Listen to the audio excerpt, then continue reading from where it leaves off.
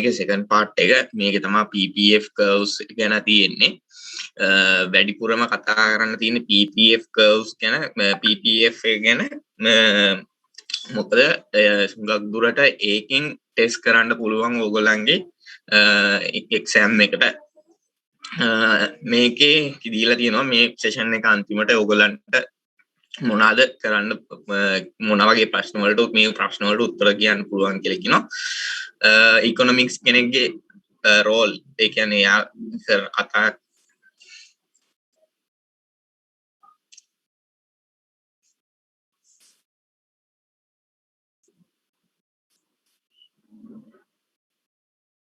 අදත් සවුන්ඩ් එක අවුල්ද? බෑ යේනවා. හරි.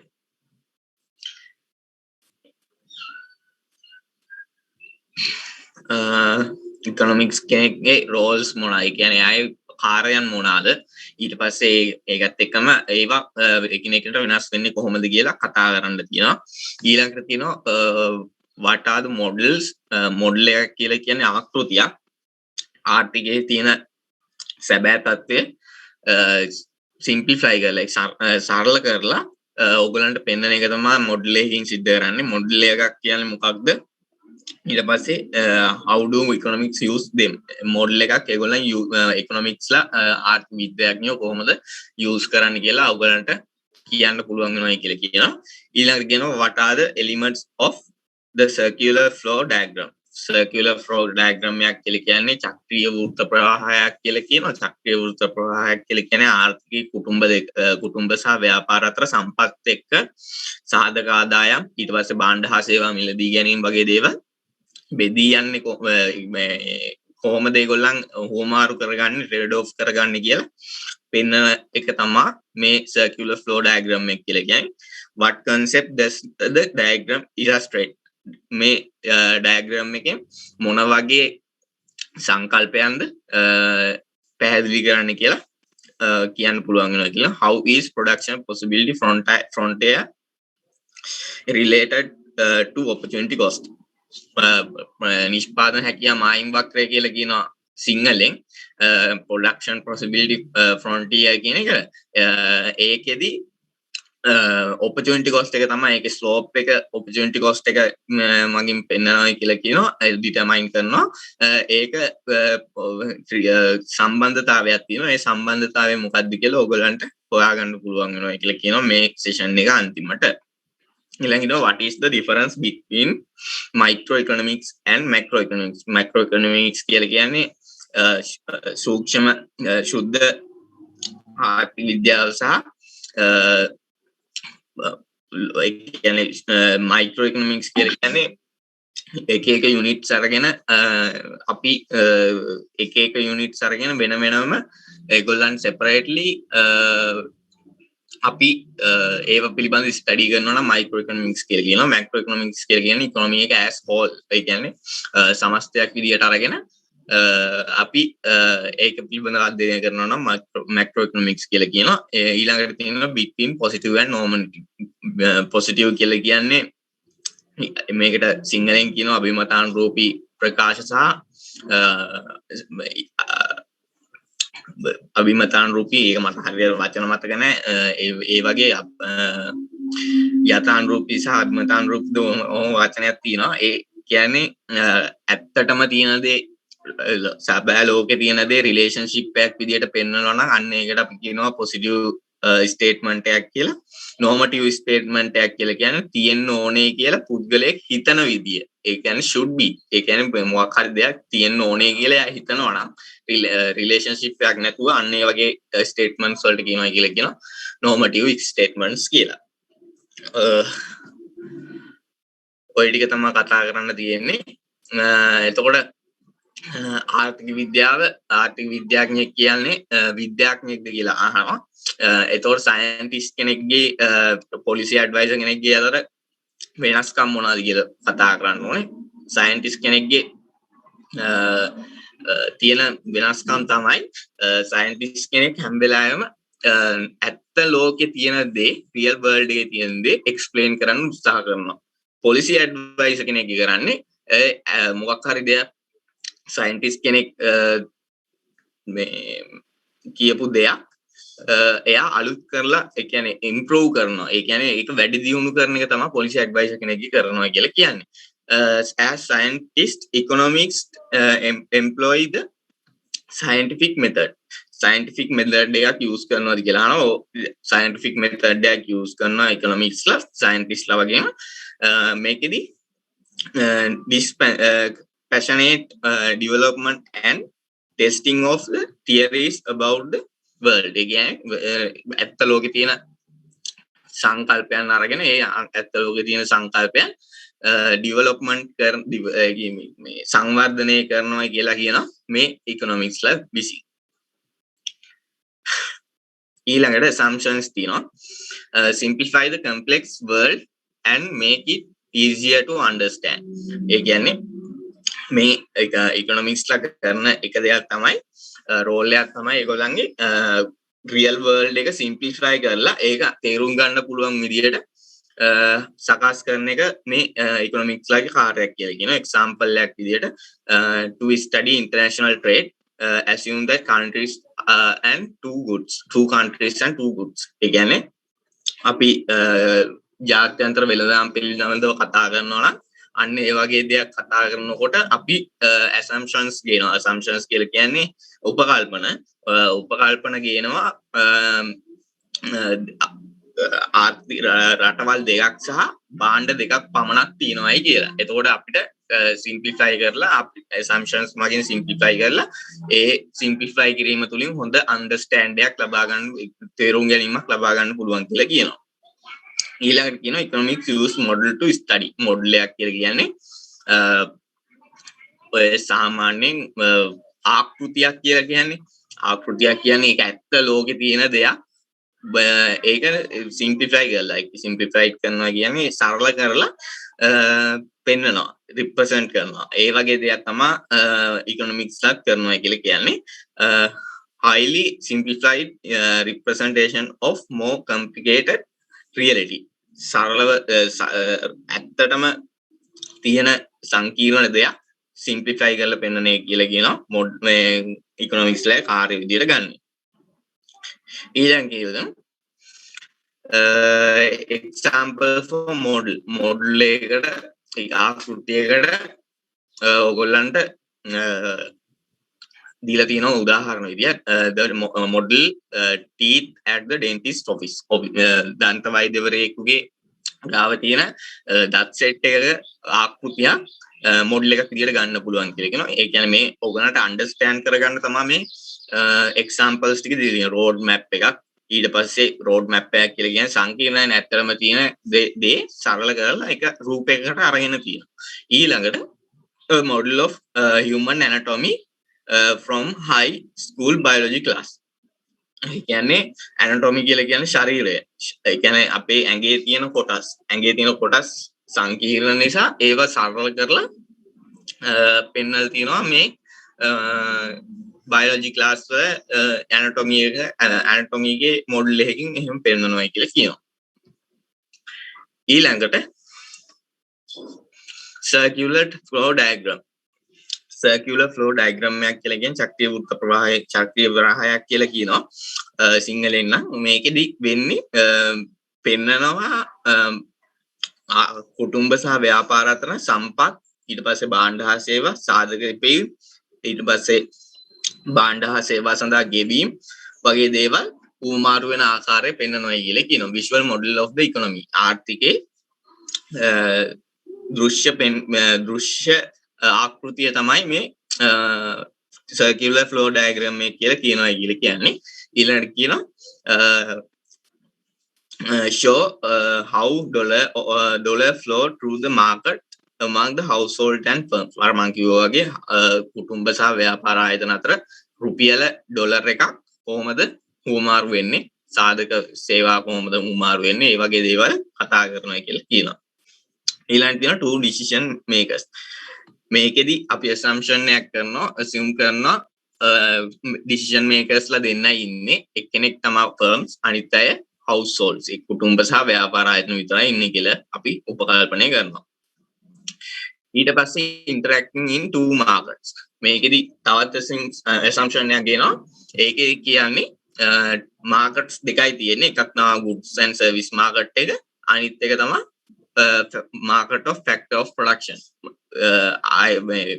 යෙදවුම් නිෂ්පාදන යෙදවුම් ඒ කියන්නේ නිෂ්පාදන සාධක වෙළඳපොළ අපි ගන්නවා තව market එකක් විදියට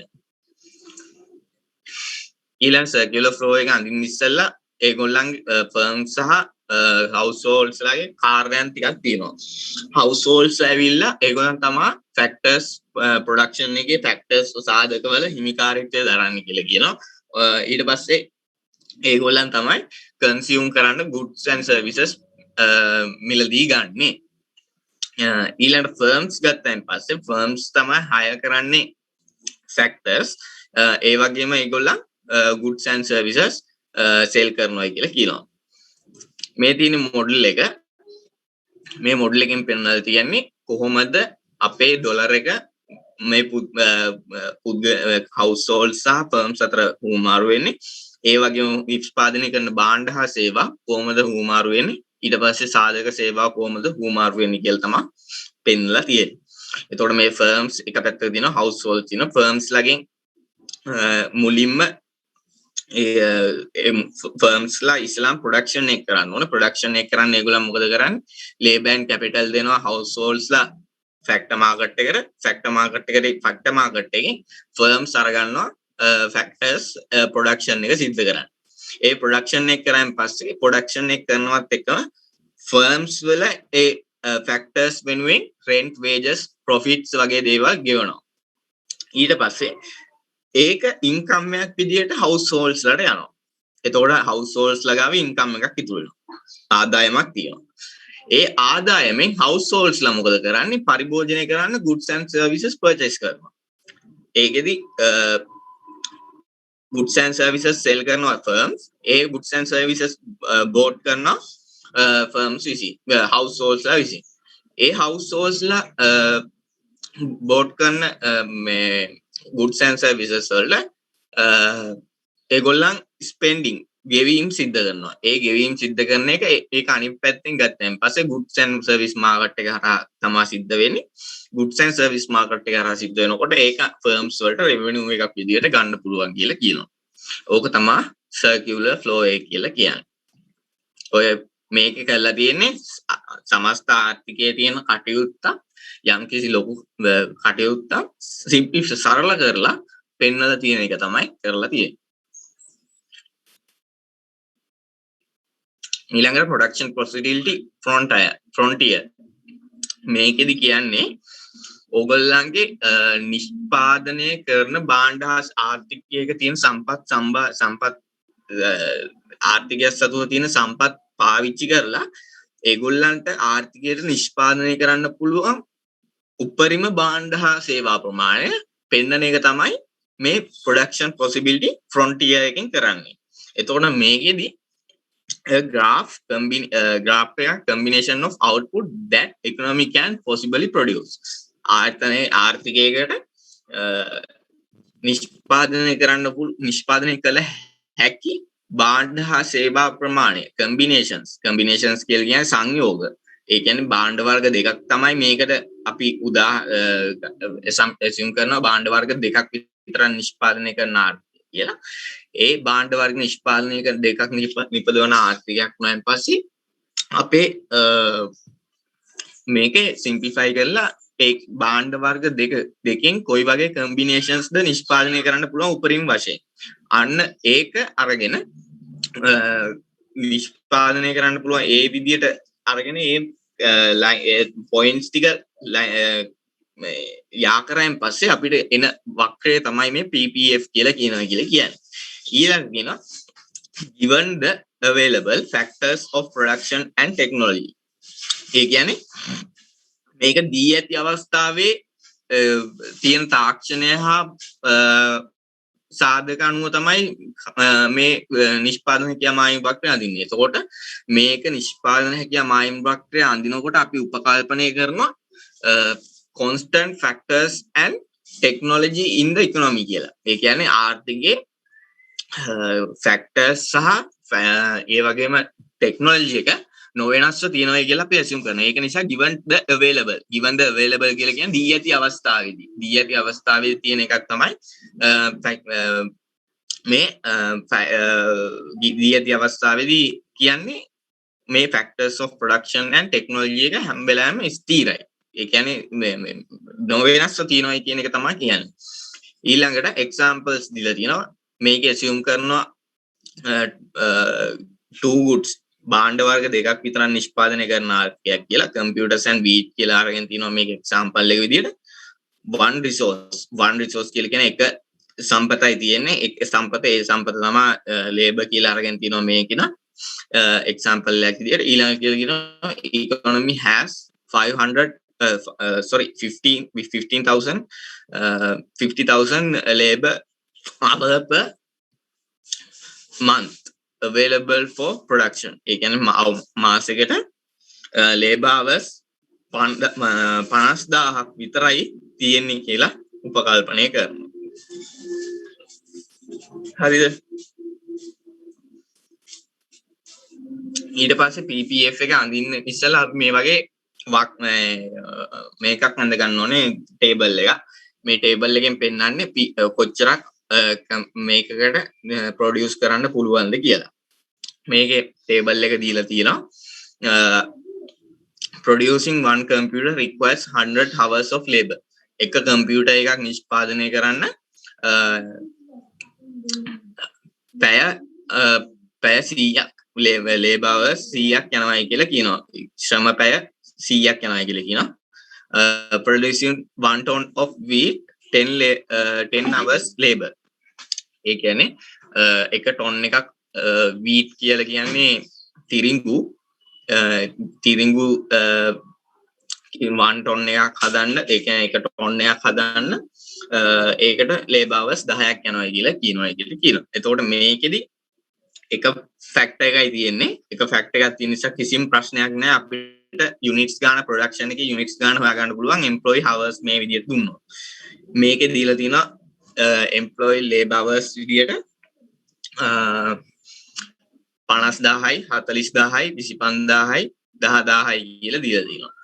ඒ විදිහට දීලා තිනකොට wheat වලට 50,000ක් use කරනවා නම් labor hours ඒ කියන්නේ සම්පූර්ණයෙන්ම labor hours use කරලා තියෙන computer නිෂ්පාදනය සඳහා එහෙම වුණොත් wheat වලට නිෂ්පාදනය සඳහා භාවිතා කරන්නේ අපි බිඳුවයි. ඒ කියන්නේ එක labor hour එකක්වත් use කරන්නේ නැහැ wheat නිෂ්පාදනය කරන්න. ඒ වගේ අවස්ථාවකදී අපිට දීලා තියෙනවා මෙතන required මේ එක unit එකක් හදන්න කොච්චරක් අපිට labor hours ඕනද කියලා labor hours 100ක් ඕනේ කියලා කියනවා. 50,000ට 100ෙන් බෙද්දාන් පස්සේ computers අපිට 500ක් නිෂ්පාදනය කරගන්න පුළුවන්. ඒ වගේම 40,000ක් තියෙනවා 40,000 තියෙනකොට 40,000 100ෙන් බෙද්දාන් පස්සේ අපිට 400ක් computers නිෂ්පාදනය කරන්න පුළුවන්. 25,000ක් තියෙනවා 25,000 100ෙන් බෙද්දාන් පස්සේ 250ක් අපිට computers නිෂ්පාදනය කරන්න පුළුවන්. ඒ වගේම 10,000ක් තියෙනවා 10,000 100ෙන් බෙද්දාන් පස්සේ අපිට computer 100ක් නිෂ්පාදනය කරන්න පුළුවන්. ඒ වගේම තමයි wheat වල පැත්ත wheat වල අපි labor hours 10යි use කරන්නේ labor hours ටොන් එකකට. එතකොට wheat වලට labor hours 10,000ක් use කරන අවස්ථාවේදී 10,000 10න් බෙද්දාන් පස්සේ ටොන් 1000ක් අපිට නිෂ්පාදනය කරන්න පුළුවන්. ඒ විදිහට අපි 50,000ක් වුණාන් පස්සේ මේක 50,000ක් වුණාන් පස්සේ ඒක 10න් බෙද්දාන් පස්සේ 5,000ක් අපිට ටොන්ස් නිෂ්පාදනය කරන්න පුළුවන් කියලා ඒ විදිහට හදාගන්න පුළුවන්. ඒ පෙන්නන combinations තමයි production possibility curve එක නැත්තම් frontier එකේ points විදිහට ගන්න වෙන්නේ මෙන්න මේ දීලා තියෙන production එකේ units ගණන් ටික තමයි. එතකොට ඒ විදිහට ගත්තන් පස්සේ මේ විදිහට අපිට production එකේ units ගාන ඒ කියන්නේ මේක ඇවිල්ලා අපි පෙන්වන්නේ units ගානට. ඒ කියන්නේ labor hours ගානටවත් එහෙම මේ factor එකක් මත පදනම් කරගෙන නෙමෙයි අපි මේකේ පෙන්වන්නේ units ගාන නිෂ්පාදනය කරන භාණ්ඩ හා සේවා ප්‍රමාණය අනුව තමයි මේකේ product frontier එක පෙන්වන්නේ. එතකොට මෙතනදී point පෙන්වලා දිනවා A B C D කියලා එතකොට ඒ වලට 500යි බිඳුවයි කම්පියුටර්ස් 500යි අපි horizontal axis එක කම්පියුටර්ස් කියලා නේම් කරලා තිනවා vertical axis එක week කියලා නේම් කරලා තිනවා එතකොට A කියන point එකේදී කම්පියුටර්ස් 500ක් නිෂ්පාදනය කරනවා week කිලෝ බිඳුවයි ටොන් බිඳුවයි produce කරන්නේ එතකොට මේ අවස්ථාවේදී මෙන්න මේ කියන combination එක තමයි පෙන්වන්නේ B කියන අවස්ථාවේදී 400යි 1000යි 400යි 1000යි ඒ combination එක තමයි මේ පෙන්වන්නේ ඒ විදිහට මේ combinations ඔක්කොම පෙන්වලා තියෙනවා ඊට පස්සේ ඒක තේරුණාද කට්ටියට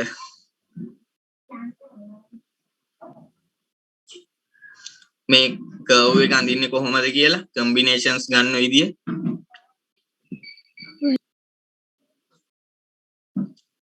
හරි ඊළඟට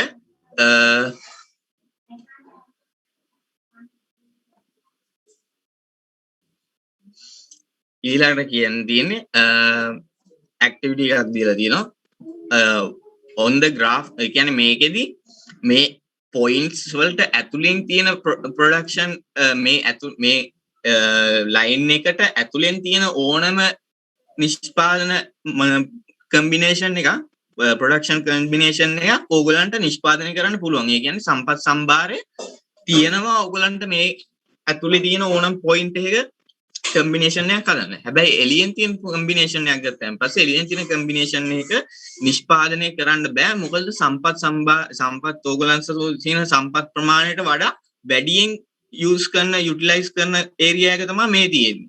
මේ තියෙන්නේ අඩුවෙන් use කරන utilization එක. ඒකෝ මේක ඇතුලේ තියෙන ඕනම possible units ගානක් ඕගලන්ට produce කරන්න පුළුවන්. එළියේ තියෙන units ගානක් ඕගලන්ට produce කරන්න බෑ. ඒක ඕගලන්ට මේ ඉස්සරහදී කතා කරන්නේ. ඊළඟ තියෙනවා activity එකක් දීලා තිනවා. ඒකේ කියලා තිනවා on the graph above find the points that represent 100 computers 3000 tons of wheat label it F. F කියලා point එකක් තියෙනවලු. ඒ F කියන point එකේදී ඕගොල්ලන්ට produce කරන්න පුළුවන්ද කියලා අහනවා computer 100ක් ඒ වගේම තිරිඟු කිලෝ ටොන් 3000ක් නිෂ්පාදනය කරන්න පුළුවන්ද කියලා. එතකොට ඕගොල්ලන් බලන්න ඕනේ අපිට තියෙන උපරිම ශ්‍රම පැය ගාන කොච්චරද? මේ economic has 15,000 labor hours කියලා කියනවනේ. 50,000 labor hours තියෙනවා කියලා කියන්නේ labor hours 50000ක් ඕගොල්ලන්ට ඉතුරු වෙලා නිෂ්පාදන කටයුතු සඳහා යොදා ගන්න පුළුවන්. අපිට බලන්න පුළුවන් මෙන්න මේ අවස්ථාවේදී labor hours තියෙනවාද කියලා. මේකෙදී අපිට කරන්න තියෙන්නේ 100 computers කියලා කියන්නේ එක computer එකක් නිෂ්පාදනය කරන්න labor hours 100ක් යනවනේ. එතකොට computer 100ක් හදන්න labor hours කීයක් යනවද? 10000ක් යනවා. ඊළඟට ටොන් 3000ක් නිෂ්පාදනය කරනවා නම් ටොන් 3000කට එක ටොන් එකකට පැය 10 ගානේ ටොන් 3000කට ගත්තන් පස්සේ 30000ක් යනවා. එතකොට මේ 30000යි 10000යි එකතු කරාන් පස්සේ 40000යි. ඒ 40000 අපේ අර කියපු 50000ට වඩා අඩු වගයක්. එහෙන් 50000ට වඩා අඩු වගයක් නම් ඕගොල්ලන් තීරණය කරන්න ඕනේ මෙන්න මේ පොයින්ට් එක තියෙන්නේ හැම වෙලාවෙම නිෂ්පාදන හැකියාව මායිම් වක්‍රයට ඇතුලේ. මෙන්න මේ ඇතුලෙන් තියෙන පොයින්ට් එක තමයි ඔය පෙන්නලා තියෙනවා කියලා කියන්නේ. ඒ කියන්නේ සම්පත් වලින් නිෂ්පාදනය කරන්න පුළුවන්. හැබැයි සම්පත් ඌණ උපයෝජනයක් සිද්ධ වෙලා තියෙනවා. ඒ කියන්නේ ප්‍රොඩක්ෂන් එක උපරිමයකට ලං වෙලා නැහැ. එෆිෂියන්ට් නැහැ. මෙතනදී එෆිෂියන්ට් නැහැ කියලා මතක තියාගන්න ඕනේ. ඊළඟට next find the point that represent 300 computers and 3500 tons of wheat. Label it G. G කියන අවස්ථාවට අපි හොයාගන්න කියලා කියනවා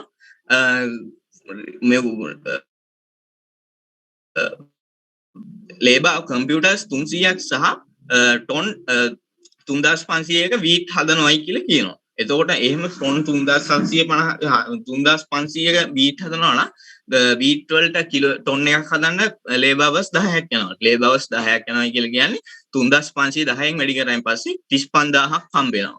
ඊළඟට කම්පියුටර්ස් වලට අපිට එක කම්පියුටර් එකකට ලේබර් අවර්ස් 100ක් යනවා කියලා අපි උඩදී කතා කරනවා.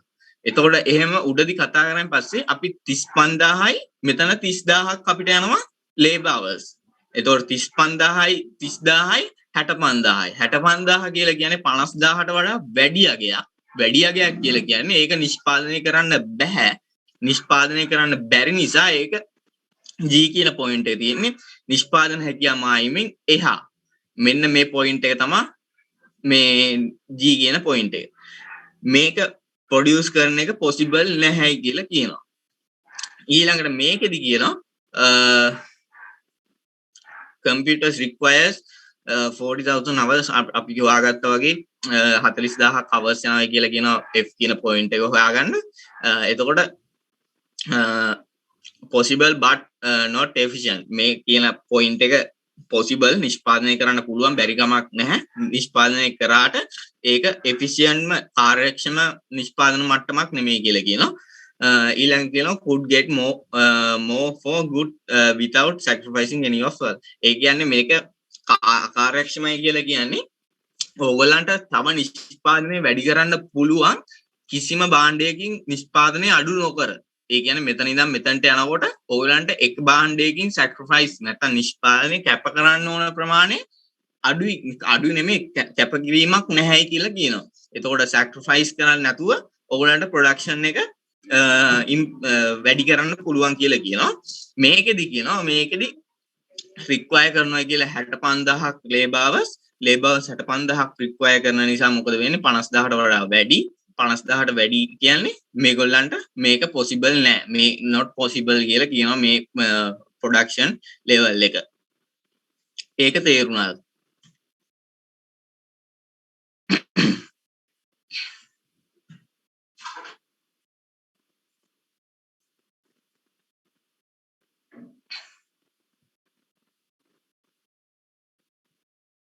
හරි.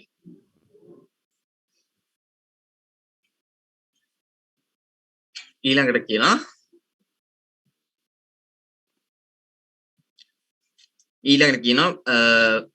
the PPF what we know so far මොනවාද අපි මෙච්චර වෙලා දැනගත්ත කියලා තමයි PPF එකෙන් මොනවාද තියෙන්නේ කියලා අපි තව දුරටත් කතා කරනවා. එතකොට මේකෙදි කියනවා points on the PPF like A and me AE වගේ මේ production එකේ තිබ්බ මේ points නිෂ්පාදනය කරන්න පුළුවන් හැකි ඒවා කියලා කියනවා. ඒවා possible කියලා කියනවා. ඊළඟට කියලා තියෙනවා efficiently ඒවා full efficient කියලා කියනවා. points under the PPF ඒ කියන්නේ PPF curve එකට වඩා පහළින් තියෙන ඒවා not efficient කියලා කියනවා. same resources are underutilized කියලා කියන්නේ උණු ප්‍රයෝජනයක් සිද්ධ කරලා තියෙනවා කියලා කියනවා මේ සම්පත් වල. points about PPF මේ PPF එකට උඩින් තියෙන මෙන්න මේ වගේ අවස්ථාවක් ගත්තන් පස්සේ ඒ වගේ අවස්ථාවක් ප්‍රොඩක්ෂන් එක සිද්ධ කරන්න අමාරුයි කියලා කියනවා. දැන් ඕගොල්ලන් හිතන්න මෙන්න මේ වගේ අවස්ථාව නිෂ්පාදනය කරන්න ඕනොත් ඕගොල්ලන් මොකද්ද කරන්නේ? ආර්ථිකේ මොකද්ද කරන්න ඕනේ සාමාන්‍යයෙන්? මෙහෙම අවස්ථාවක් ආවොත් මේ ප්‍රොඩක්ෂන් එකක් සමහරක් විට එක්සෑම් එකේ ටෙස්ට් කරන්න පුළුවන්. ඕගොල්ලන්ට කොහමද මේ විදියට මේක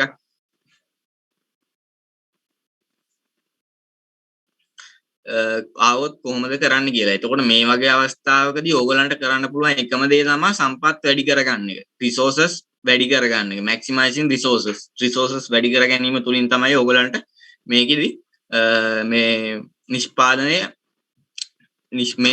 මට්ටම ළඟා කරගන්න පුළුවන්. import කරලත් පුළුවන්. import කරාම පස්සේ සම්පත් සම්භාරය වැඩි කරගන්න පුළුවන්. මේ වගේ දේවල් අහයි සමහරක් විට.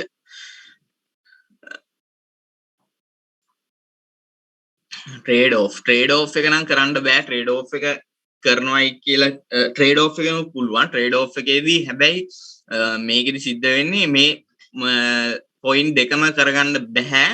මේ production process level දෙකම ගන්න බෑ. හැබැයි මේක import export වගේ දේවල් වලින් මේක ළඟා කරගන්න පුළුවන්. trade off එක මගින් කරන්න බෑ. trade off එක කරන්න පුළුවන් මේ ප්‍රොඩක්ෂන් පොසිබිලිටි කර්ව් එක මත තියෙන ලක්ෂවල එකිනෙකට ගමන් කරනකොට ට්‍රේඩ් ඔෆ් එක කරගන්න පුළුවන් කියලා මතක තියාගන්න.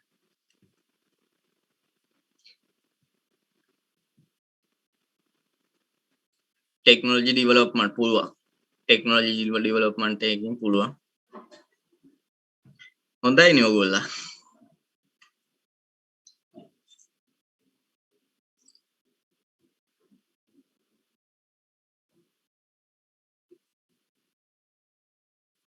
හරි.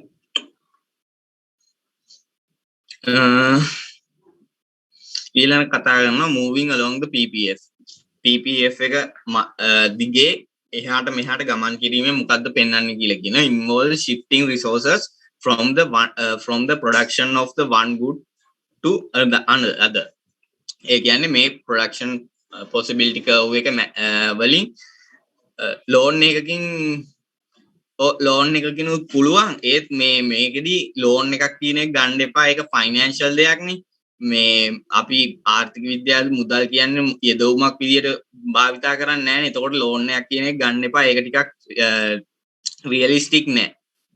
හරිද? රිසෝසස් වලින්ම ලියන්න බලන්න. එහෙම ප්‍රශ්නයක් ආවොත් රිසෝසස් ප්‍රමාණය වැඩි කරන්න ගන්න පුළුවන් ටෙක්නොලොජි එක. ඊට පස්සේ ඉම්පෝර්ට් එක්ස්පෝර්ට් ඒ වගේ දේවල්ම තෝරගන්න බලන්න. ඉන්වෙස්ට්මන්ට්ස් පුළුවන්. ඒත් ඉන්වෙස්ට්මන්ට්ස් කරන්න ඕනේ ලංකාව ඇතුලෙන් නෙමෙයි. කියන්නේ ආර්ථිකය ඇතුලෙන් ඉන්වෙස්ට්මන්ට්ස් කරොත් අමාරුයි. ආර්ථිකය ඇතුලෙන් නැතුව ආර්ථිකය පිටින් ඒ කියන්නේ විදේශ රටකින් ඉන්වෙස්ට්මන්ට්ස් කරනවා නම් ඒ වගේ දෙයක් කරන්න පුළුවන්. ට්‍රේඩ් ඔෆ් කියලා කියන්නේ දැන් කතා කරන්නේ ට්‍රේඩ් ඔෆ් එක ගැන තමයි. ට්‍රේඩ් ඔෆ් එක කියලා කියන්නේ moving along the PPF. ඒ කියන්නේ එක අපි කියවනේ ට්‍රේඩ් ඔෆ් එකක් කියලා කියන්නේ ගනුදෙනු කිරීමක් වගේ දෙයක් කියලා. ඒ කියන්නේ මේක නිෂ්පාදන හැකියාව මායිම් වක්‍රයේ මත 1 ලක්ෂයකින් ඉඳන් තවත් ලක්ෂයකට ගණන් කරනකොට එක් භාණ්ඩයක නිෂ්පාදනය අඩු කරලා අනිත් භාණ්ඩයේ නිෂ්පාදනය වැඩි කරනවානේ. දැන් මේ B කියන පොයින්ට් එකේ ඉඳන් C කියන පොයින්ට් එකට යනකොට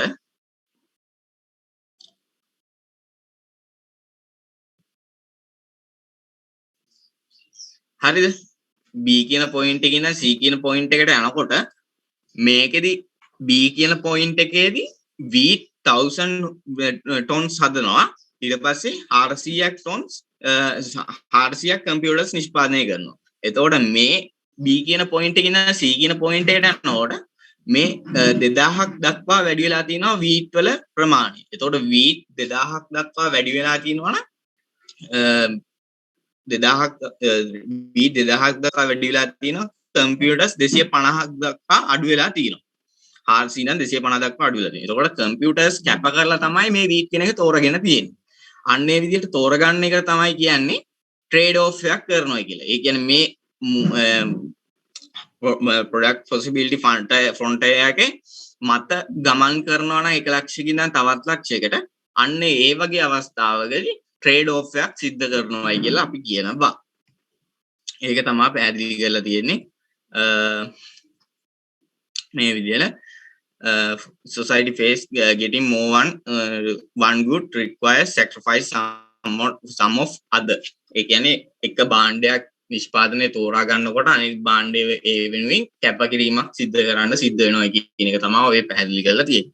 ඊළඟ තියෙනවා the slope of the PPF. slope of the PPF කියලා කියන්නේ මේ production possibility curve එකේ බෑවුම. මෙන්න මේක. මේ බෑවුමින් පෙන්වන්නේ ආවස්තික පිරිවැය.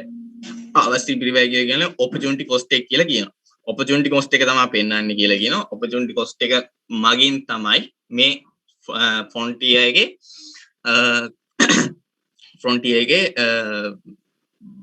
slope එක පෙන්වනවා කියලා කියන්නේ. ඊළඟට opportunity cost එක පෙන්වන්නේ කොහොමද කියලා slope එක පෙන්වනවා. slope එක ඒ කියන්නේ මේක හැම වෙලාවෙම ඍණාගයක් වෙන්නේ. ඍණාගයක් වෙනවා කියලා කියන්නේ වමේ සිට දකුණට පහළට බෑවුම් වෙනවා මේ වක්‍ර. opportunity cost PPF එක එහෙම පහළට බෑවුම් වෙනවා නම් අපි දන්නවා එතන තියෙන ඍණ සම්බන්ධතාවයක්. අනිවාර්යෙන් එහෙනම් opportunity cost එකත් ඍණ ගාණක් වෙන්න ඕනේ. මෙතන පෙන්වලා තියෙනවා slope එක හොයන විදිය. slope එක හොයන්නේ කැප කරන අවස්ථාවේ වටිනාකම බෙදීම තෝරා ගන්න අවස්ථාවේ වටිනාකම කැප කරනවා කියලා කියන්නේ එක භාණ්ඩයක නිෂ්පාදනය වැඩි කරද්දී ඒ වෙනුවෙන් අනිත් භාණ්ඩයේ නිෂ්පාදනය අඩු කරන ප්‍රමාණය. දැන් මෙතන ගත්තාන් පස්සේ මෙන්න මේ පොයින්ට් එකේ ඉඳන් මේ පොයින්ට් එකට එනවයි කියලා හිතමුකෝ. මේ පොයින්ට් එකේ ඉඳන් මේ පොයින්ට් එකට එනකොට මේකේ අඩු කරනවා නිෂ්පාදනය අඩු කරනවා වීට් වල 5000 ඉඳන් 4000 දක්වා. 5000 ඉඳන් 4000ට ඍණ 1000යි එතකොට වෙනස තියෙන්නේ. එතකොට ඍණ 1000 බෙදීම 100. 100 කියලා කියන්නේ අපි තෝරාගන්නේ කම්පියුටර්ස් නිෂ්පාදනය වැඩි කරනවා මේ පොයින්ට් එකේ ඉඳන් මේ පොයින්ට් එකට එනකොට. කම්පියුටර්ස් නිෂ්පාදනය වැඩි කරනකොට මොකද වෙන්නේ? නිෂ්පාදනය බිඳුවේ ඉඳන් 100ට වැඩි කරලා තියෙනවා. එතකොට ඒ 100 තමයි අපි තෝරා ගන්න අවස්ථාවේ වටිනාකම් විදියට ගන්න. එතකොට අපිට අවස්තික පිරිවැය විදියට එනවා. ඍණ 10ක් කියලා. මේ ඍණ 10 ඇවිල්ලා කම්පියුටර්ස් තෝරා ගැනීමේ ආවස්තික පිරිවැය කියලා මතක තියාගන්න ඕනේ. මේකේ කියලා තියෙනවා opportunity cost of computer equal 10 ton of wheat. ඒ කියන්නේ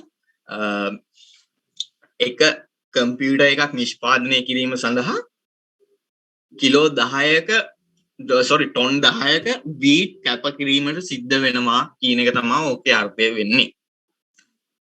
හරිද? ඒක තේරුණාද?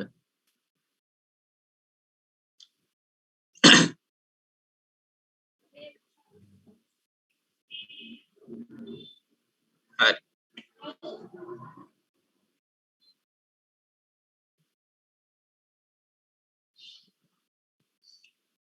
ඊළඟට PPF curves flatter වෙන්නත් පුළුවන් steeper වෙන්නත් පුළුවන් කියලා කියනවා. මේ flatter වෙනකොට opportunity cost එක කොහොමද තීරණය වෙන්නේ? steeper වෙනකොට කොහොමද? steeper කියලා කියන්නේ දල බෑවුමක්. flatter කියලා කියන්නේ මද බෑවුමක් කියනවා තමයි සිංහලෙන් කියන්නේ. එතකොට මේකෙදි in which countries opportunity cost of cloth lower?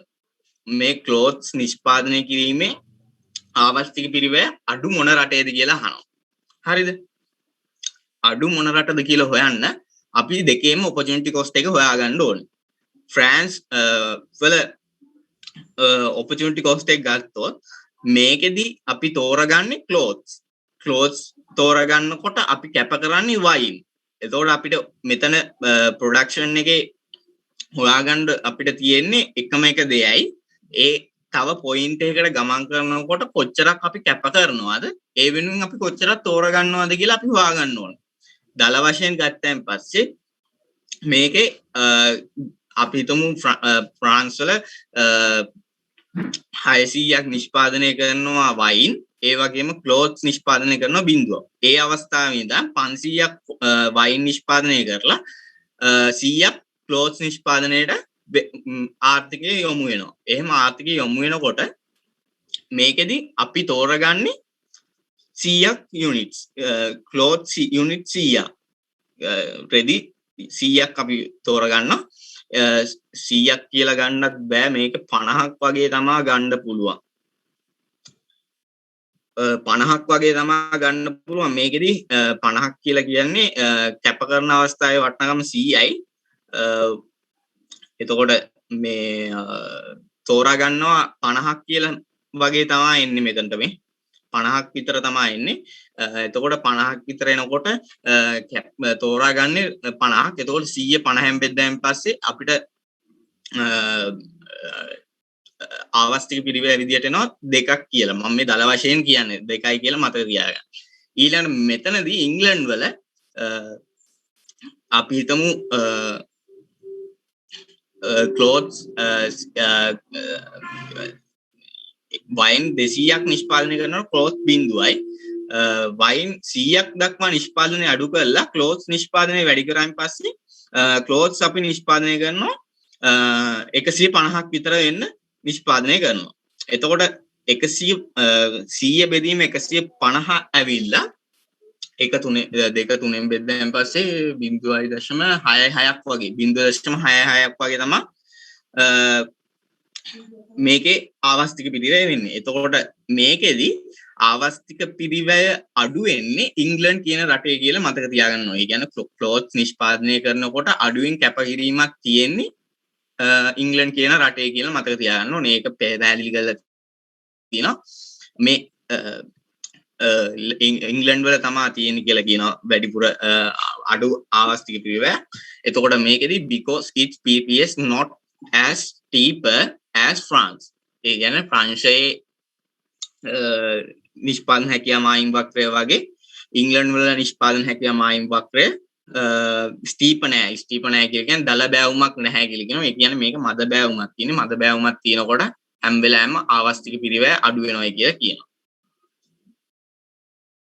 17 වෙනි ස්ලයිඩ් එක. මේ opportunity cost එක ගන්න විදිය තමයි මේක කියලා තියෙන්නේ. opportunity cost එක ගන්නේ කැප කරන අවස්ථාවේ වටිනාකම බෙදීම තෝරා ගන්න අවස්ථාවේ වටිනාකම.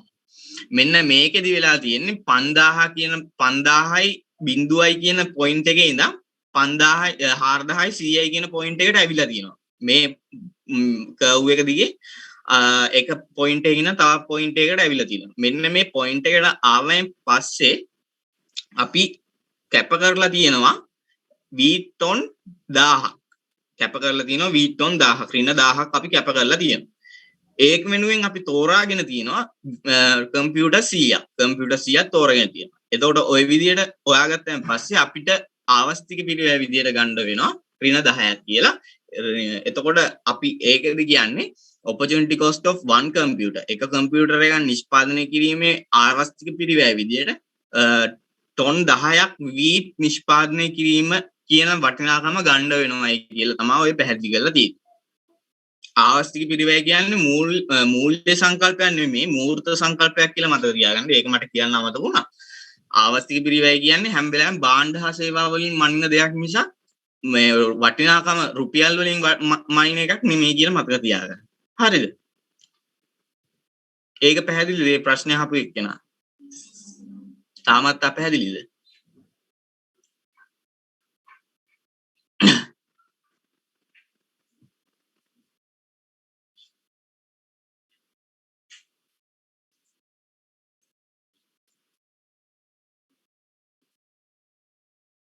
මූර්ත වලට ඉංග්‍රීසියෙන් ඒක අහන එකක් නෑ. මටත් ඒක හරියටම මතක නෑ.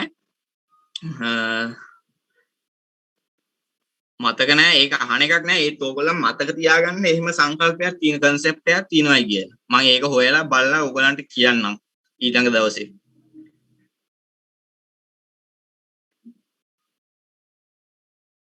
ආන්තික ආවස්තික පිරිවැය තමයි ඔය කියන්නේ.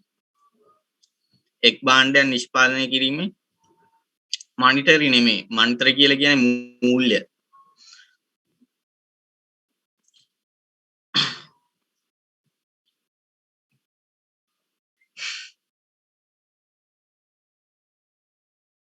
හරි. රියල් මූර්ත කියන්නේ රියල් කියන එක රියල් කන්සෙප්ට් එකක් තමයි මේ මූර්ත කියලා කියන එකට කියන්නේ. ඒක මතක තියාගන්න රියල් කන්සෙප්ට් එකක්. ඒ කියන්නේ මූර්ත කියන්නේ රියල් කන්සෙප්ට් එකක් කියලා මතක තියාගන්න.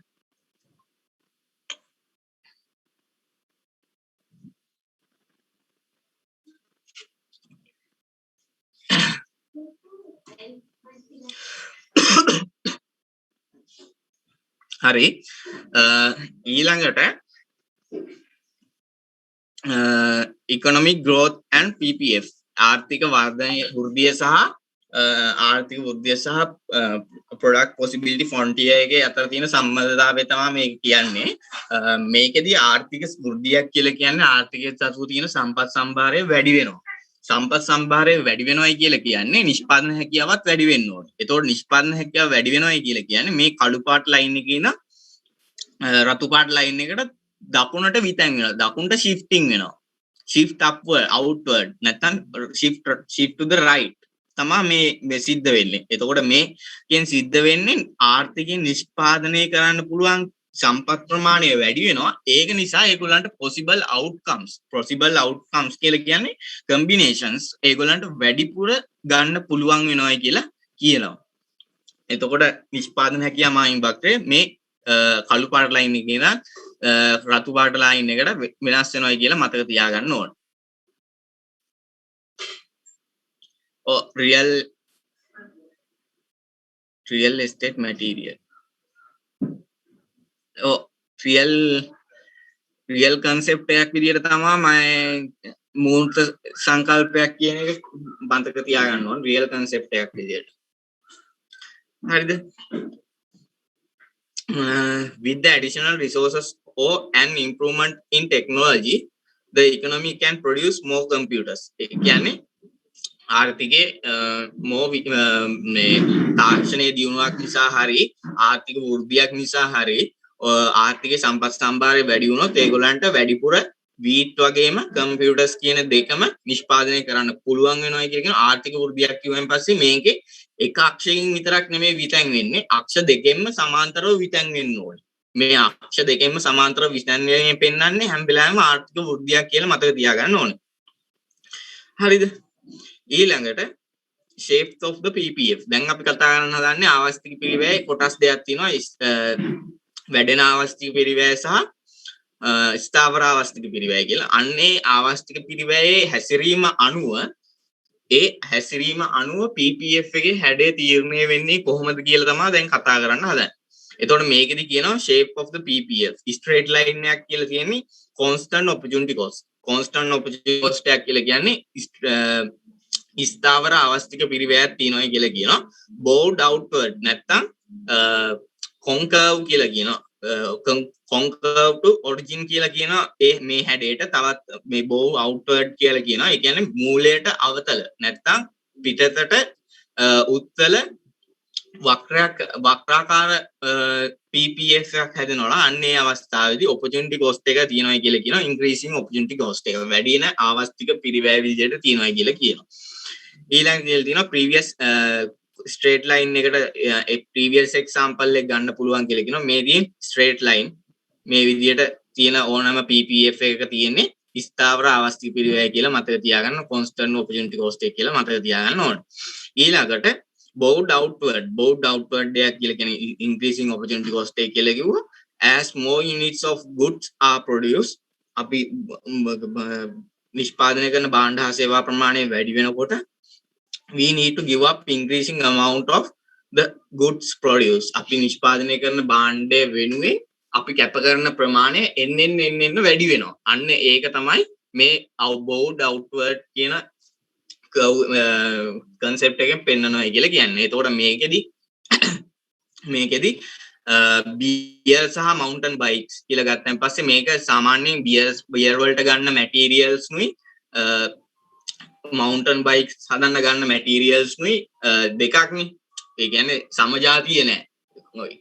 identical නෑ. එතකොට identical නැහැ කියලා කියන්නේ මේකේ අනිවාර්යෙන් එක භාණ්ඩයක් නිෂ්පාදනය කරද්දී අනිත් භාණ්ඩයෙන් කැප කරන ප්‍රමාණය අනිවාර්යෙන් එකකට වඩා වැඩි වෙන්න ඕනේ. ඒ කැප කරන ප්‍රමාණය තෝරා ගන්න ප්‍රමාණයට වඩා වැඩි වෙන්න ඕනේ කියලා කියනවා. ඒ විදිහට තමයි මේ පෙන්නන්නේ as the economy shift resources from the beer to mountain bikes. ඒ කියන්නේ beer වලින් නම් mountain bikes නිෂ්පාදනය තෝරා ගන්නවා නම් මෙන්න මේ පැත්තට තමයි ගමන් කරන්නේ වක්‍රය මත PPF become steeper. PPF become steeper කියලා කියන්නේ අර මෙතන අපි කතා කරානේ ඉංග්ලන්ඩ් වල මේ production possibility curve එකේ opportunity cost එක අඩුයි කියලා flatter වෙනකොට හැබැයි steeper එකේ opportunity cost එක වැඩි කියලා කියනවා. එතකොට මේකෙදි මේ කියන්නේ ඒ සරල රේඛීය හැඩයක් වෙනවා කියලා නෙමෙයි. සරල රේඛීය හැඩයක් වෙනව නෙමෙයි. ඒකෙන් පැහැදිලි කරන්නේ opportunity cost එක එන්න වැඩි වෙනවායි කියන එක. අතන අපි කතා කරාම මේකේ opportunity cost එක වැඩි කියලානේ අපි කිව්වේ. හරිද? මේ flatter වෙනකොට opportunity cost එක අඩුයි. ඒ opportunity cost එක වැඩි වෙන්නේ steep කියලා කියන්නේ මෙතන හැඩය වෙනස් වෙන්නේ නැහැ. මේ වක්‍රයේ හැඩය ඒ විදිහම තමයි. මේකෙන් අර්ථ කරන්නේ මේකේ මේ පැත්තට ගමන් කරනකොට එකක් වෙනුවෙන් කැප කරන අනෙක් භාණ්ඩයේ ප්‍රමාණය නැත්තම් mountain bikes තෝරා ගැනීම නිසා beer කැප කරන ප්‍රමාණය එන්න වැඩි වෙනවා කියන එක තමයි පැහැදිලි කරන්නේ. And opportunity cost of mountain bikes are increase. ඒ කියන්නේ mountain bikes තෝරා ගැනීමේ opportunity cost එක එන්න වැඩි වෙනවායි කියලා පෙන්වනවා. ඒක පැහැදිලි කරලා තියෙනවා මේකෙන්. මේකේ ඉස්සල්ලාම තියෙන්නේ opportunity cost of mountain bike is low. මේ මුල් අවස්ථාවේදී opportunity cost opportunity cost එක අඩුයි කියලා කියනවා mountain bikes තෝරා ගැනීමේදී කැප කරන්න වෙන්නේ බොහොම සුළු ප්‍රමාණයක් මේ පෙන්නනවානේ මේ මෙතන මේ පේන්න තියෙන ප්‍රමාණය තමයි බියර් කැප කරන්න වෙන්නේ තෝරා ගන්න පුළුවන් ඊට වඩා ගොඩක් mountain bikes එතකොට මුල් අවස්ථාවේදී opportunity cost එක low වෙනවා කියලා කියනවා ඊළඟට දෙවෙනි අවස්ථාවට ගත්තන් පස්සේ B කියන point එකේ ඉඳන් ගත්තන් පස්සේ B කියන point එකේදී තෝරා ගන්න බොහොම සුළු ප්‍රමාණයක් කැප කරන්න වෙනවා ලොකු ප්‍රමාණයක් බියර් ගොඩක් අපිට කැප කරන්න සිද්ධ වෙනවා මෙන්න මේ අවස්ථාවේදී එතකොට ඒ අවස්ථාවේදී opportunity cost එක වැඩි කියලා මතක තියාගන්න ඕනේ. ඒ කියන්නේ එන්න opportunity cost එක මේ පැත්තට ගමන් කරනකොට වැඩි වෙගෙන යනවා. හරිද? ඒක තමයි පැහැදිලි කරන්න තියෙන්නේ. ඊළඟට ඒක තේරුණාද කට්ටියට?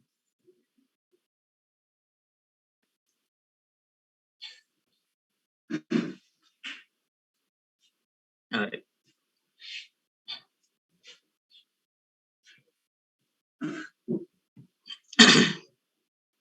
ඊළඟට the PPF is bought outward when මේ මූලයට අවතල හැඩයක් ගන්නෙ මොන වගේ හේතුන් නිසාද කියලා තමයි දැන් කතා කරන්න හදන්නේ. එතකොට මේකට බලපානවා කාර්යක්ෂමතාවය.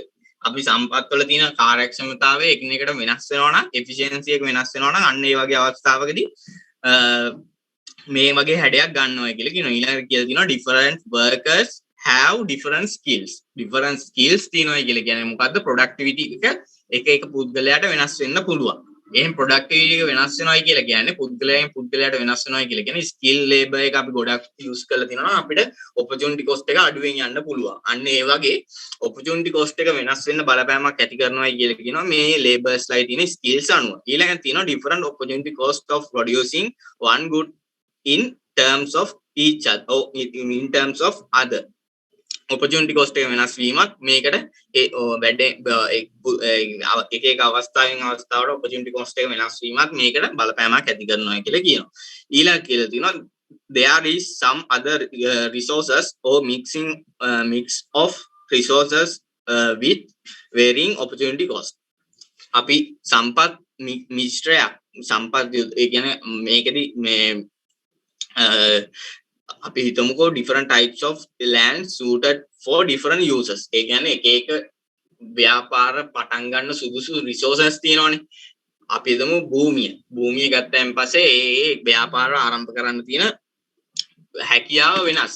ඒ කියන්නේ අපි හිතමු මාකට් එකක් වගේ දාන්න නම් මාකට් එක දාන්න ජනාකීර්ණ ප්‍රදේශයක තිබ්බාම එතන opportunity cost එක අඩුයි කියලා කියනවා. ඒ වගේ resources වල තියෙන වෙනස් වීම මත ඒ resources locate වෙලා තියෙන විදිය මත ඒ වගේ දේවල් නිසා මේ opportunity cost එක වෙනස් වෙන්න පුළුවන් කියලා කියනවා. ඊළඟ microeconomics and macroeconomics කියන්නේ මොකක්ද කියලා පැහැදිලි කරලා දෙනවා. microeconomics කියලා කියන්නේ the study of household and firms make decision and how they interact in market. ඒ කියන්නේ පුද්ගලයන් සහ ඒ කියන්නේ කුටුම්බ සහ ව්‍යාපාර ආයතන අන්තර්ක්‍රියා පවත්වන්නේ කොහොමද මාකට් එකක් ඇතුලේ කියන එක සහ ඒගොල්ලන් ඩිසිෂන් මේක් කරන්නේ කොහොමද කියන එක කතා කරන එක තමයි කියලා කියනවා මයික්‍රෝ ඉකොනොමික්ස් කියලා කියන්නේ. මැක්‍රෝ ඉකොනොමික්ස් කියලා ගත්තයින් පස්සේ මේකද කියන studies the study of economy wide phenomena including inflation, unemployment and economic growth. මේකෙදි කතා මයික්‍රෝ ඉකොනොමික්ස් වලදී කතා කරනවා කියලා කියන්නේ ආර්ථිකයේ සමස්තයක් විදියට. නැත්තම් වයිඩ් ෆිනොමිනා එකක් කියලා කියන්නේ මේ පුළුල් සංකල්පයක්. මේ කියන්නේ ආර්ථිකයේ සමස්තයක් විදියට ගන්නවා කියන එක තමයි උතන කියන්නේ. ආර්ථිකයේ සමස්තයක් විදියට අරගෙන සමස්තයක් විදියට අරගෙන ඉන්ෆ්ලේෂන් එක කියලා කියන්නේ උද්දමනය, unemployment, සේවා වියුක්තිය සහ ආර්ථික වෘද්ධිය වගේ දේවල් එක සංසන්දනය කරලා පිළිබඳව අධ්‍යයනය කරනවා නම් අපි කියන එකට මැක්‍රෝ ඉකොනොමික්ස් එකක් කියලා. ඊළඟ positive statements and normative statements එතකොට මේක යථානුරූපී අභිමතානුරූපී කියලා මොකක් හරි ඉගෙනනවා නේද මේ එක්සෑම් එක ටෙස්ට් කරන්නයක් නෑ වැඩිය යථානුරූපී සහ අභිමතානුරූපී කියලා ප්‍රකාශ තියෙන්නේ. අන්න ඒව තමයි මේක කියන්නේ positive statement එකක් කියලා කියන්නේ attempt to describe the world as it is. ලෝකයේ තියෙන ආකාරයෙන්ම අපි පැහැදිලි කරන්න උත්සාහ කරනවා නම් අන්න ඒකට අපි කියනවා කියලා කියනවා positive statements එකක් කියලා. ඊට පස්සේ කියලා තියෙනවා confirm or refute by examining evidence minimum wage laws cause to unemployment. ඒ කියන්නේ මේකෙදි evidence එක තමයි මේගොල්ලන් evidence කියලා කියන්නේ සාක්ෂි. එක සාක්ෂියේ prove කරන්න පුළුවන් සාක්ෂි අනුව තමයි කියලා කියනවා මේගොල්ලන් තීරණ ගන්නෙ. එතකොට minimum wage rates ගත්තන් පස්සේ wage laws cause unemployment. ඒ කියන්නේ wage rate එක එන්න අඩු වෙනකොට unemployment එක වැඩි වෙනවා කියලා මතක තියාගන්න ඕනේ. එතකොට වෙනස් වෙන්නේ මොකක් හරි හේතුවක් නිසා ඒක පෙන්වන එක තමයි කියලා කියනවා positive statements වල descriptive කියන්නේ positive statement වලදී කරන්නේ. ඒ කියන්නේ relationship එකක් වගේ දෙයක් පෙන්වන එක තමයි මේකෙදි සිද්ධ කරන්න කියලා කියනවා.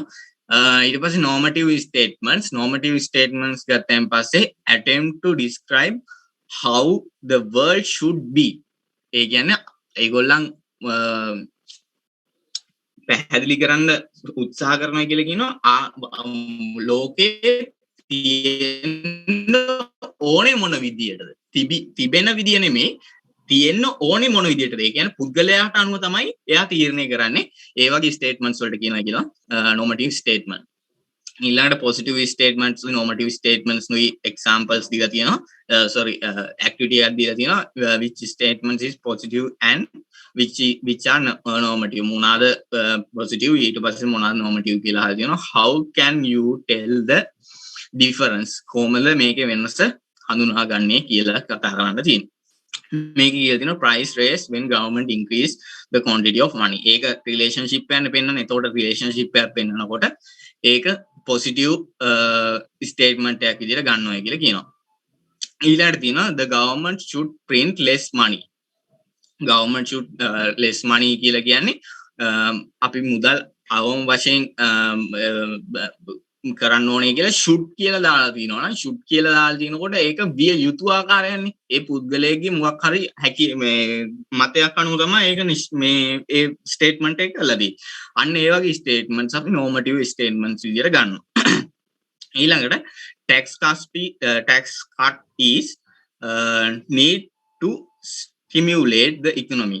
මේකෙදි relationship එකක් වෙනවා. relationship එකක් වෙන නිසා මේකෙදි positive statement එකක් විදිහට ගන්න පුළුවන් කියලා කියනවා. ඊළඟට කියලා තියෙනවා an increase in the price of the burritos with will cause an increase in consumer demand for music downloads. ඒකෙදි දෙන්නන්නේ relationship එකක්. එතකොට ඒකත් අපිට ගන්න ඒක මේ positive නැද්ද කියලා දීලා තියෙනවා. මේ price එක raise කරනකොට මේ relationship එකක් පෙන්නනවා. ඒ relationship එක පෙන්නන නිසා අපි ඒක positive statement එකක් විදිහට ගන්නවා කියලා කියනවා. ඊළඟට government එක should print less money. ඒක ඇවිල්ලා normative statement එකක් කියලා කියනවා. ඒක judgment එකක් මත කරලා තියෙන්නේ. ඒක ඒතකොට refute කරන්න බෑ. ඒ වගේම confirm කරන්න බෑ කියලා කියනවා. ඊළඟට tax cut is needed to stimulate the economy. economy එක වැඩි දියුණු කරන්න වේගය වැඩි කරන්න ඒ වගේ දේවල් වලට ඒ කියන්නේ උත්තේජනයක් කරන්න tax cut එක ඕනේ කියලා කියනවා. ඒක is need to be කියලා කියනවා. another value judgment එකක් විදිහට තමයි මේක දීලා තියෙන්නේ. value එකක් විදිහට දීලා තියෙන නිසා ඒක normative එකක් විදිහට ගන්නවා. positive normative මේකේ positive කියන්නේ පැහැදිලිව දැන් ඇත්ත ලෝකේ තියෙන දෙයක් ඒ විදිහටම පැහැදිලි කරනවා නම් අපි ඒකට කියනවා positive statement එකක් කියලා. normative statement එකක් කියලා කියන්නේ මේකේ තියෙන තිබිය යුතුයි කියලා කවුරු හරි හිතන දෙයක් කවුරු හරි ජජ් කරන දෙයක් පැහැදිලි කරනවා නම් අන්න ඒ වගේ statements වලට කියනවා කියලා normative statements කියලා. positive කියන්නේ මොකක් හරි තියෙන දෙයක් ඒ විදිහටම පැහැදිලි කරනවා evidence use කරලා. හරිද? normative එකදී කරන්නේ අපි තිබිය යුතුයි කියලා හිතන දෙයක් තිබිය යුතුයි කියලා යම්කිසි පුද්ගලයෙකුගේ judgment එකක් අනුව statement එකක් කරනවා. අන්න ඒ වගේ statements වලට normative statements කියනවා කියලා කියන්නේ. ඒක තේරුණාද?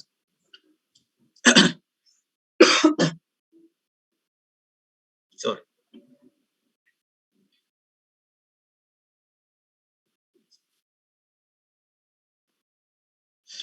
යථාර්ථවාදී සහ අභිමතානුරූපී සංකල්ප තමයි මේකේ.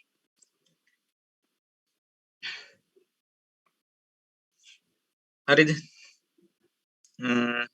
ඊට පස්සේ increasing the burritos will cause the increasing consumer demand for music downloads. ඒකෙදි පෙන්වනවා කියලා කියන relationship එක. ඒ relationship එක පෙන්වනකොට ඒ relationship එක පෙන්වීම නිසා අපි ඒකට කියනවා කියලා කියනවා positive statement එකක් කියලා.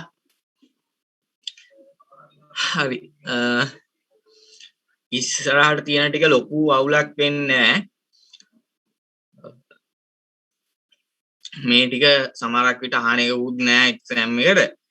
ඒත් පොඩ්ඩක් බලා ගන්න. මේකෙදි කියලා තියෙනවා economists often give conflict policy advice. ඒ කියන්නේ ආර්ථික විද්‍යාඥයෝ විසින් එක අවස්ථාවලදී යම් කිසි ඝට්ටනයක් නැති වෙන. ඒ කියන්නේ එකිනෙකට ප්‍රතිවිරුද්ධ policy advice කරන්න පුළුවන් කියලා කියනවා. Can disagree about the validity of alternative positive theory about the world. ඒ කියන්නේ ලෝකේ මේ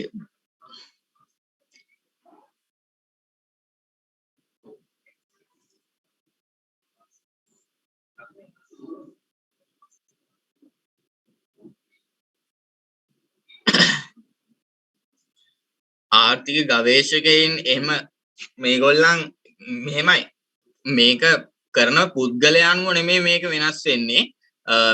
මේක මේ අපි තීරණය කරන්නේ මේක ඇවිල්ලා රිලේෂන්ෂිප් එකක් පෙන්වනවා වගේ දෙයක් නම් ස්ටේට්මන්ට් එකක් වගේ නම් ඒ කියන්නේ රිලේෂන්ෂිප් එකක් ඊට පස්සේ මොකක් හරි එවිඩන්ස් වලින් අපිට ප්‍රූව් කරන්න පුළුවන් මොකක් හරි ස්ටේට්මන්ට් එකක් නම් අන්න ඒ වගේ ඒවා පොසිටිව් ස්ටේට්මන්ට්ස් විදියට ගන්නවා.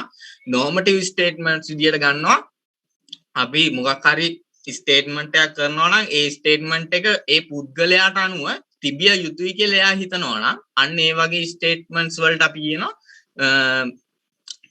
normative statements කියලා. ඒක කරන පුද්ගලයා අනුව වෙනස් වෙන්නේ නැහැ. ආර්ථික විද්‍යාඥයෙක් වුණත් ආර්ථික විද්‍යාඥයා කරන දේ එයා හිතන දෙයක් නම් එයා ජජ්මන්ට් එකක් අනුව කරන දෙයක් නම් එයාගේ ජජ්මන්ට් එකක් අනුව ප්‍රූව් කරන්න බැරි නම් අන්න ඒ වගේ දේවල් අපි normative කියලා ගන්නවා. concept එකක් විතරයි ඕක අහන එකක් නෑ ඔයගොල්ලන්ගේ exam එකට ගොඩක් දුරට.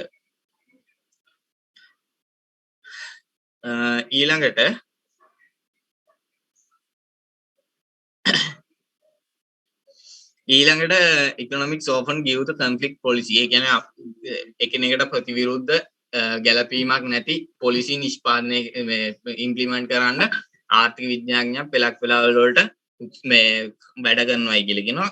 Can disagree about the validity of alternatives positive theories about the world. ඒ කියන්නේ ලෝකයේ තියෙන alternatives අනුව positive theories develop කරන්න පුළුවන්. ඒ develop කිරීම තුලින් validity එකක් තීරණය වුණත් ඒවා disagree වෙන්න පුළුවන් කියලා කියනවා. ඒ වගේම තමයි may have different values and therefore different normatives views about the policy should try to accomplish. ඒ කියන්නේ different values එක වටිනාකම් තියෙන අවස්ථාවකදී ඒ වගේ අවස්ථාවකදී normative value එකක් වුණත් ඒ කියන්නේ අභිමතානුරූපී ප්‍රකාශයක් වුණත් ඒ වගේ normative view එකක් තිබ්බත් ඒ වගේ policies implement වෙන්න පුළුවන් accomplish වෙන්න පුළුවන් කියලා කියනවා. Yet there are many proportions about which most economics agrees. ඒ කියන්නේ සමහරක් අවස්ථාවලදී ආර්ථික විද්‍යාඥයන් වුණත් ඇග්‍රී වෙන දේවල් තියෙනවා ඩිස්ඇග්‍රී වෙන දේවලුත් තියෙනවා කියලා කියනවා. ඊළඟට පොඩි මේකක් දීලා තියෙන්නේ ඒකේ මේ ඔයගලන්ට දීලා තියෙන්නේ percentage ඇග්‍රී වෙන percentage එකයි ඩිස්ඇග්‍රී වෙන percentage එකයි වගේ දේවල් හඳුනා ගන්න කොහොමද pie chart එකකට දාලා ඒ වගේ හඳුනාගන්නේ කොහොමද කියලා කියන්නේ ඉකොනොමිස්ලා මොනවද කියන්නේ කියලා තමයි ඔය පැහැදිලි කරලා තියෙන්නේ. ඊළඟ ස්ලයිඩ්ස් වල තියෙන ටික නම් අද වැඩක් නැහැ. ඒ ටික එච්චර උඩින් බලාගෙන යන්න වැඩි ලොකුවට මේක කරන්න ඒක පැහැදිලි කරලා තියෙන්නේ මොනාටද ඉකොනොමික්ස්ලා වැඩිපුර ඇග්‍රි වෙන්නේ කියලා වගේ දේවල් තමා පැහැදිලි කරලා තියෙන්නේ. ඒ ටික වැඩි හිතන්න යන්න එපා. උඩින් පල්ලෙන් බලාගෙන යන්නකො. එච්චරයි. ප්‍රශ්න තියෙනවද?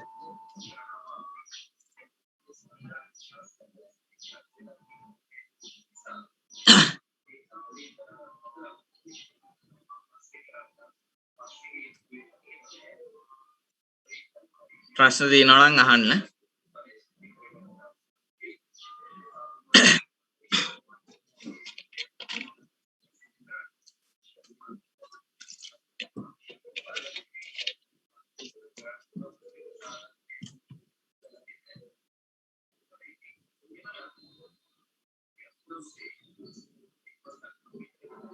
ඔව් අද මේක විතරයි කරන්නේ.